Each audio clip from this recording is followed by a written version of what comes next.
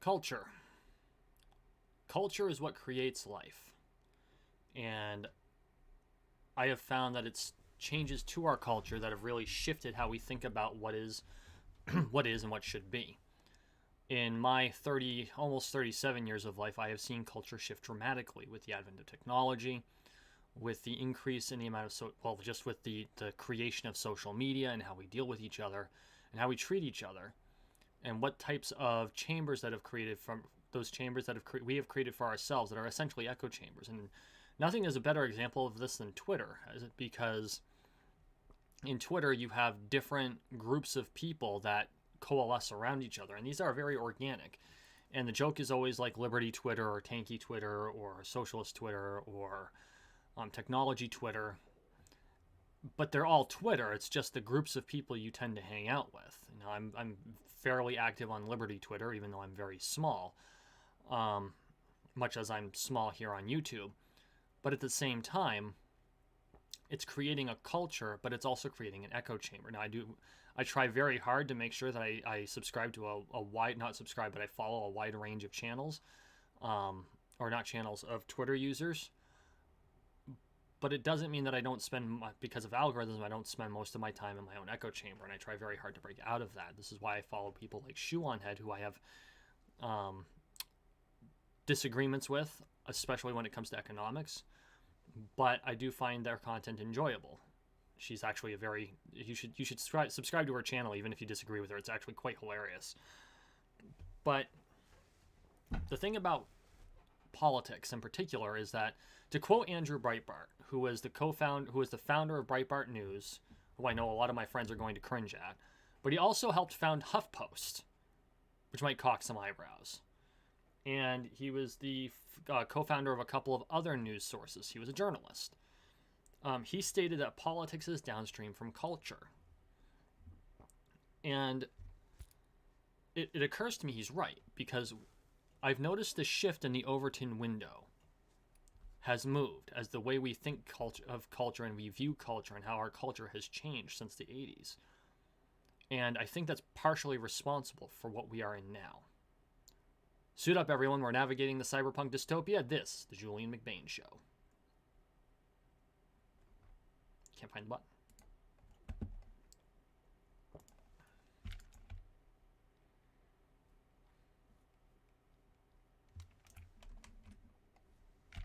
The Julien McBain Show, as always, is brought to you by Night Hunting on Toulon, because for some reason I always manage to record these at night, no matter when during the day I manage to record them IRL.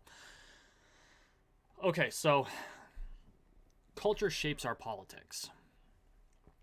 And culture has changed dramatically in the last 30 years. Now, in a lot of ways, that's good. We have become far more accepting of people who are different from us. We have, at least on the immutable characteristics side, we've seen gay marriage become legalized, which I think was probably one of the most, if not the most important cultural shift of my time. We have seen a dramatic increase in technology.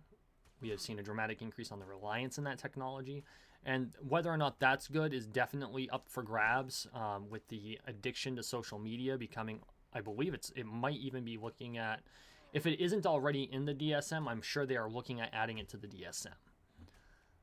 That's the main text for psychologists, for those who aren't familiar. But it's the shift in culture that shapes the way we think of things. And what this has caused is the Overton window to really move to the left. And to be fair, from the 80s, it needed to move left. Because in the 80s, we still had a heavy hand of almost theocratic rulership in our republic and in life in general. And so some of that's been good. But everything is good in moderation. Nothing is good in the extreme. And I think that what we've seen is that Overton window keeps being pushed in that direction. And we're seeing the uprising of things that we actually fought whole wars against. We fought wars against communism. And I'm not saying that communism itself is coming to the United States, although you can see some of the evidences of Maoist influence here. But what has happened is we've started to culturally accept this overarching collectivism. And I think that that is dangerous to the way that we do things here in the US and in the West.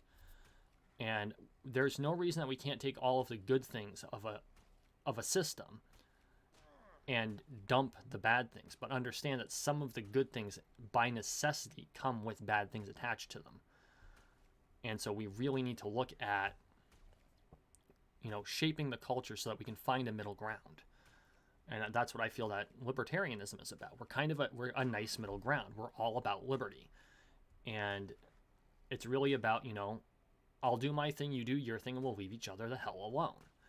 And when it comes to classical liberalism, when it comes to libertarianism, they still allow for things like a social safety net. It won't be a heavy-handed one like I know a lot of social democrats like, but it'll still be evident, and it'll still exist, and it'll still help those that really need to be helped. But let's look at our culture, and let's look at things that have changed recently. One of the things that I think have helped create our cyberpunk dystopia is the pervasiveness of dystopian movies. And this may not sound like it should be changing things, but at the same time, there's almost this feeling when I watch a lot of dystopian movies that they're writing them like manuals rather than as warnings. And that's not supposed to be the case. That's really not supposed to. 1984 was not a manual. It was a warning. It was a warning written by someone who's like, guys, shit done gotten bad, or they could. But there are people out there now that feel it should be a manual, and that's terrifying. You look at RPGs like Alternity or Cyberpunk, the actual tabletop game, not the video game, which is based on the tabletop game. Look at the way tech has come out. We have speakers that are always on. You'll notice that this one's unplugged. Speakers that are always on and listening to us. We carry them in our pockets. These are all things that are pervasive in dystopian society. I remember in the 80s, the joke was, don't say the wrong thing into the phone. They might have wiretapped the phone. The government or the FBI might be listening. And now it's the joke on social media. It's a meme that says, hey, wiretap, I need a recipe for cookies. That's how much the culture's changed. And in a lot of ways, this isn't necessarily bad. We need to continue to develop. We need to continue to progress. But we need to be very careful about what values we're willing to give up. Now, do we have a right to privacy anymore? Well, it doesn't matter if we have a right to privacy. We effectively don't have it anymore. And despite what they tell us, investigative journalists and people who have been inside these companies state that, yes, people are listening in on mics all the time. They're listening to conversations. They're recording them. All that data is used to sell you advertising. See, when something is free, you're the product. And that's become a pervasive part of our culture. Now, you can see the root of this and why we just accepted it going all the way back to I want to say the 70s. I think that's when the Star Trek first came out, because in the Next Generation, which was the late 80s, early 90s, anytime you're on the Enterprise, you could just simply say, computer, where's Lieutenant Worf? And it would tell you exactly where Lieutenant Worf was. That's an endemic surveillance state. But we never really thought of it that way. It was just an accepted piece of the culture. And now, does that mean that we're going to have Big Brother coming in with a Gestapo and taking us away? Well, not in theory. Hopefully that'll never happen. But in China, they're doing things like that. They've got a social credit system. And we're developing what is essentially a social credit system here in the United States because we've allowed the culture to move in that direction. So how do you fix culture? Well, you got to participate in culture.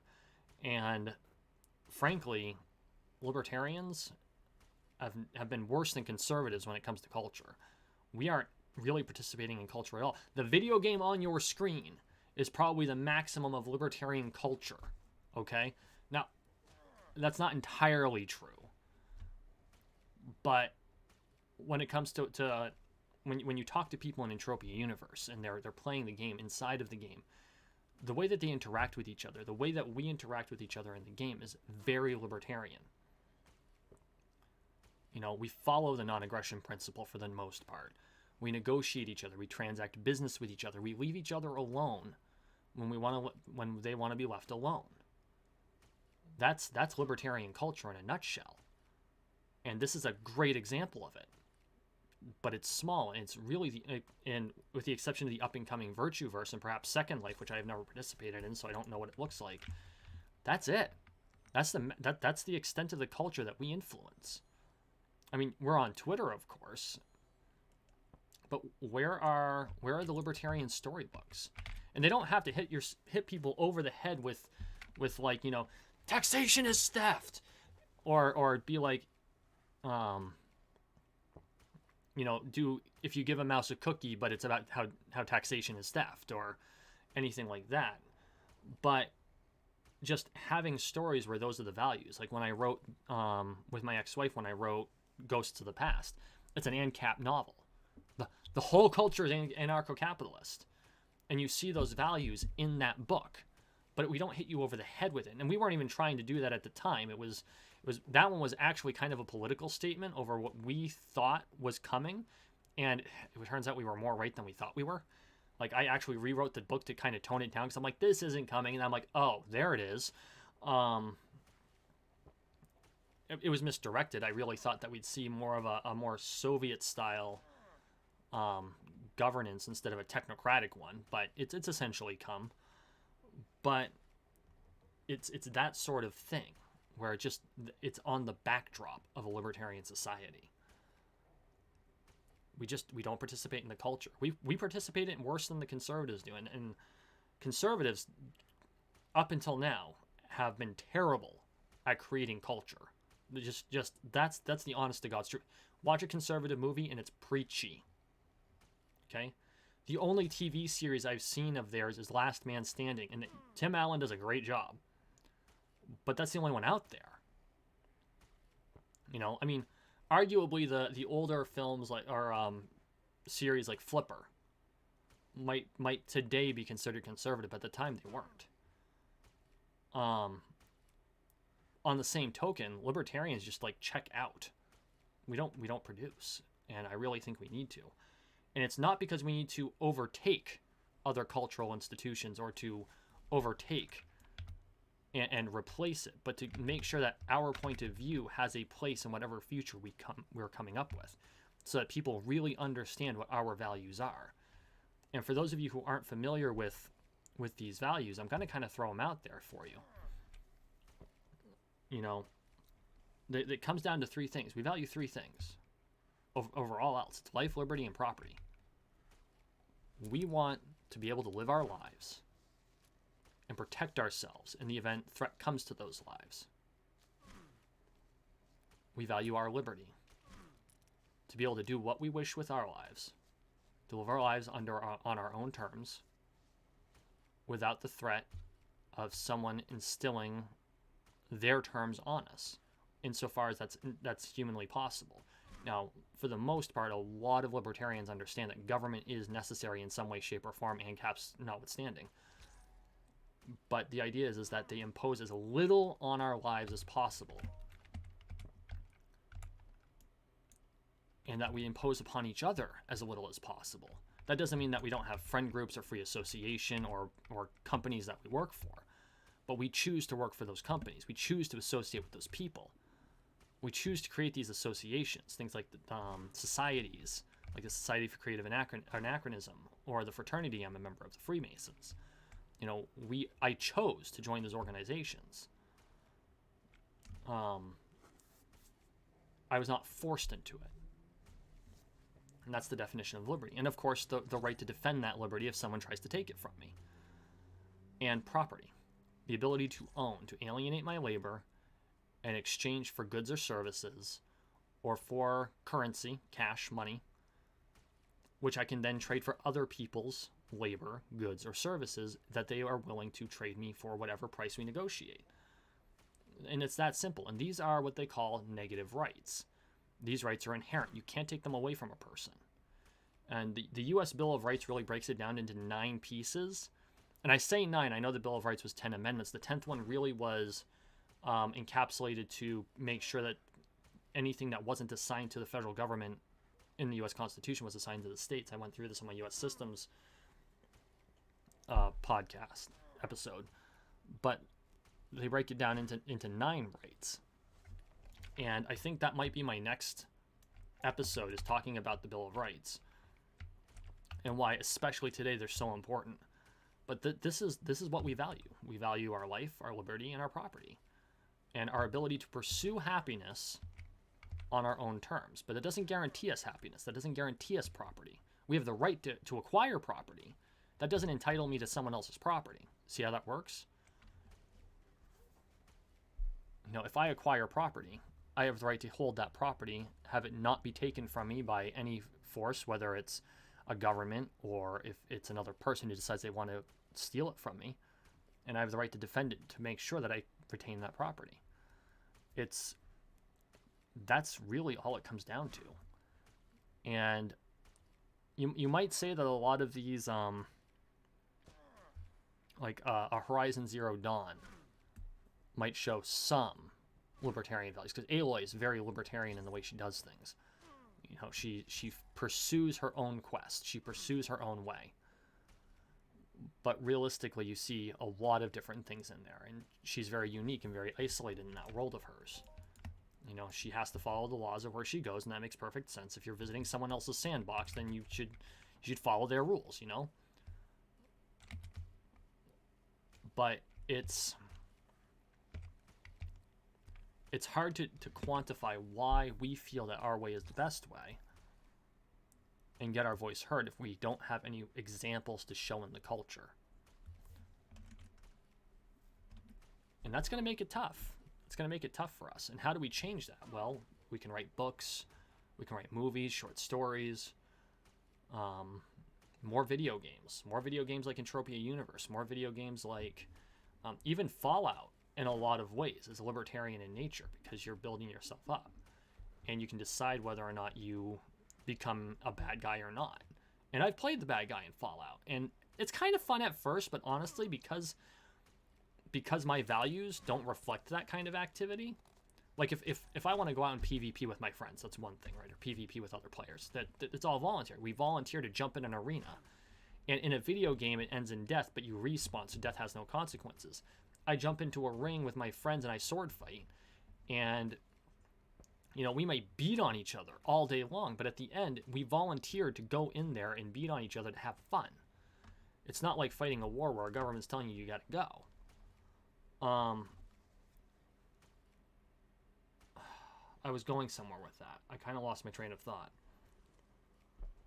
It's about that voluntarism, right? It's about doing things voluntarily because you want to do them, not because someone tells you to. Not because you feel guilty for not doing them.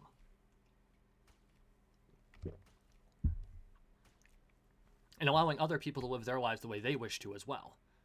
You know, I said in a previous podcast that the benefit to an ANCAP society is that if you're a communist in an ANCAP society, you and a bunch of friends of yours can get together and acquire a piece of land and build a commune. And say, in this commune, this is how we do things. And you know what? Everyone around you is going to look at you and go, well, more power to you, as long as you don't force it on me. Now, from a practical standpoint, anarcho-capitalism, while it could technically work, it like communism, it requires 100% buy-in from everybody.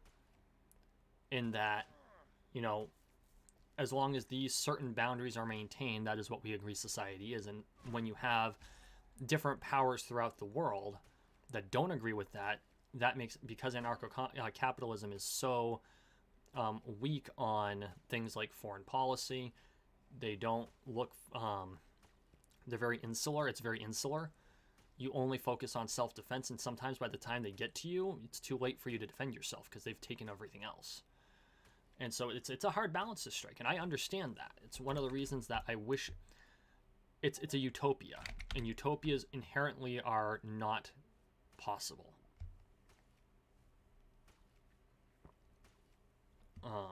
But that doesn't mean we can't put the culture of that idea out there and get as close to it as we practically can.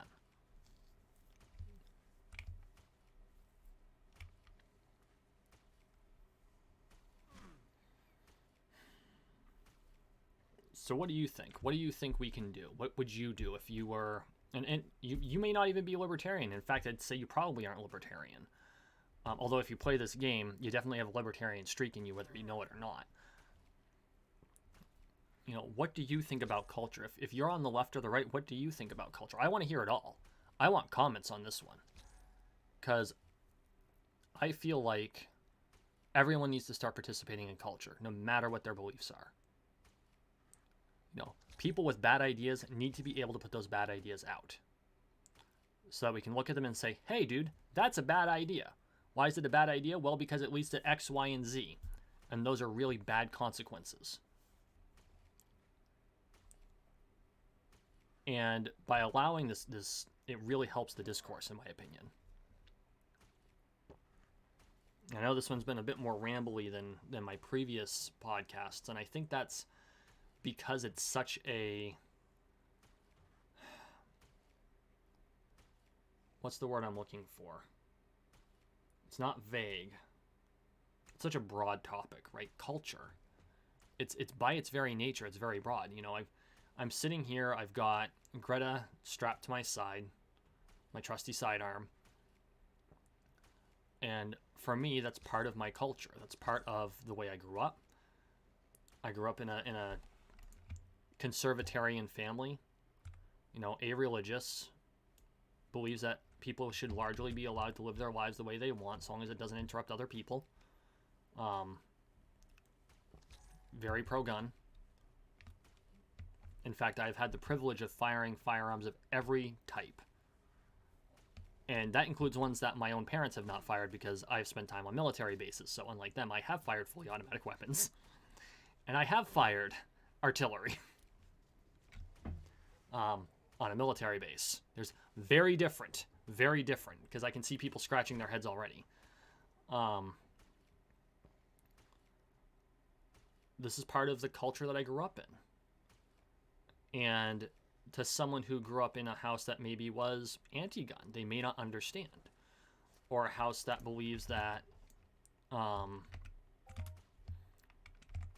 there is a responsibility that everyone in society support a person who doesn't support themselves.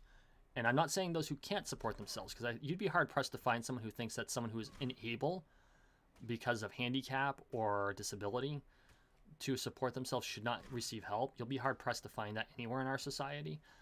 But there are those in our society that think, well, if you're not willing to do the job, then starve.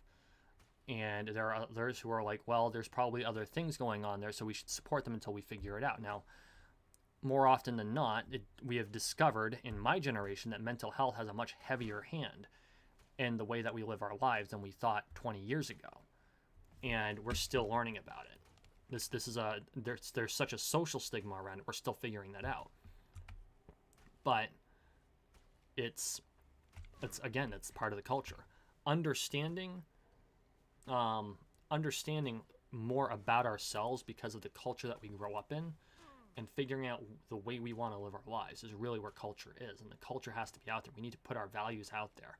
Those of us who disagree with each other need to be willing to disagree with each other and show each other what we really mean by what we say. And the way you do that is through stories. And that's where culture comes through, is those stories. That's why movies have such a pervasive part of building our culture. That's why books are so important. That's why things like this podcast. This is why I'm doing the podcast. Because podcasts like this are part of culture now. How many of you listen to podcasts? How many of you listen to Rogan? You know, how many of you listen to Tim Pool? How many of you watch The Young Turks or The Daily Wire? It's all part of our culture. Now, the latter two, especially of those, are very much based in politics. That's their design. But politics is downstream from culture. And so that's why we need to continue to look at what we can do to kind of storytell our values so that we can really talk to each other. Because I think that's the thing. We beat each other over the head with talking points, but we never really are able to show what values we have. A great way of doing this was actually in the Sword of Truth series. And the name of the book, because it wasn't the first one, although I should have seen it coming. The name of the book, I think, is Faith of the Fallen. Faith of the Fallen really encapsulated it for me, because it puts you in a situation that's very culturally different from what we expect. It's very it's very oppressive. The main character from the series is brought into an oppressive culture that's actually based on Soviet communism. It's not. He definitely tailors it differently, but the idea that, like, if I do a job that is not the job I have, I'm stealing work for someone whose job it is. Like, if a wagon breaks and the wagon driver is just waiting there, and the main character's like, but you have the wheel, just put the wheel on. He's, but I'm not part of the wheel changing guild. I can't do that. I'd be stealing work. And so that whole culture shift, and then he exposes them to a different type of culture, and they realize that they've been, in this book, they've decided that their way of doing things was incorrect, and so they changed, they shifted, and it actually ended up causing a civil war, because the ruling power was what really created that overarching problem.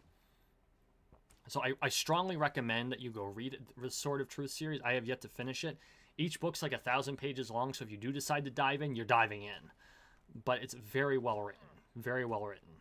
But that's the type of culture I'm talking about, is show the two sets of values. Show them interacting with each other in a story. And then just tell the story. Don't hit people over the head with the talking points. Just tell a story. Tell a story in that kind of cultural backdrop. And that's how you really change things. And I think that's where we're going to have to head. I think that's what we're going to have to do. You know, more people have to be willing to participate in that culture. And then when you do see the things that you may disagree with, right? When you do see the things that are different from what you believe, enjoy the story. Because even if you don't like that type of a living arrangement, you'll at least understand the people that you disagree with better. So, as always, thank you for watching. Thank you for listening. Please like, share, and subscribe down below. We are on the road to 13 million subscribers, one subscription at a time. So make sure you subscribe. As always, I appreciate the support. We'll see you in the next one. The Julien McBain Show is a McBain Manor production. I am your host, Julien McBain. Our moderators for live casts are Kat, Jay Lamberton, and Captain Aubrey. And a huge thank you to my patrons, Red Kryptonite, Jay Lamberton, and Spectrum 3600, without whose support I could not do this. If you want to become a patron, please go to patreon.com/JulienMcBain, where you get access to my 2 ebooks, Personal Finance for Gamers and The Modern Entropian, and you will get access to my new exclusive bonus content. I am starting to put out the Julien McBain Show bonus show once a month on my Patreon. You get that for being a member. Thank you so much, and we will see you next time.